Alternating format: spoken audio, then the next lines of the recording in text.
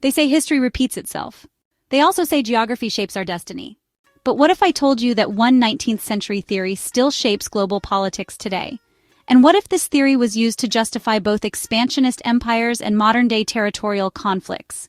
Friedrich Ratzel's idea of Lebensraum wasn't just about land, it was about survival, power, and influence.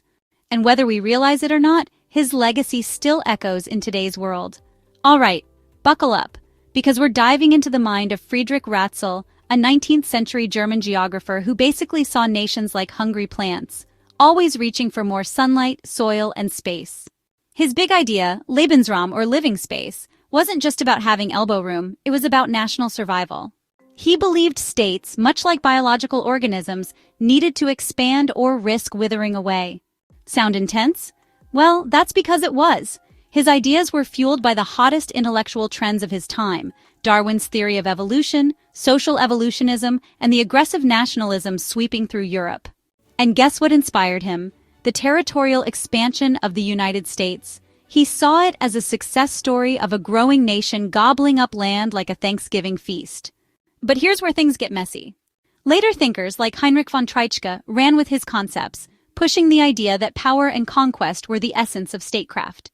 Ratzel's fascination with Darwin's survival of the fittest mindset seeped into his political geography, shaping the belief that states must keep expanding to stay alive. And speaking of inspiration, his travels to North America played a huge role in reinforcing his ideas.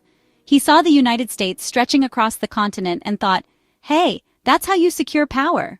Fast forward to the 20th century, and Lebensraum got a PR makeover, except this time it was weaponized. The Nazis took Ratzel's theory, twisted it into an extreme ideology, and used it to justify aggressive expansion and war. To be clear, Ratzel himself wasn't advocating for racial supremacy or military conquest, but his work provided just enough intellectual fuel for some very dark turns in history. His original take on Lebensraum was more about geographic determinism and state development, but once political strategists got their hands on it, the theory became something much more dangerous. And this is where his work gets controversial, because ideas once out in the world don't always stay in the hands of their creators. But here's the kicker. His ideas didn't disappear with World War II. Even today, modern geopolitics still flirts with Ratzelian thinking. Concepts like strategic depth, buffer zones, and resource-driven expansion all echo his theory. Whether it's superpowers vying for influence, nations fighting over borders, or countries scrambling for energy resources, the idea that geography dictates power remains alive and well.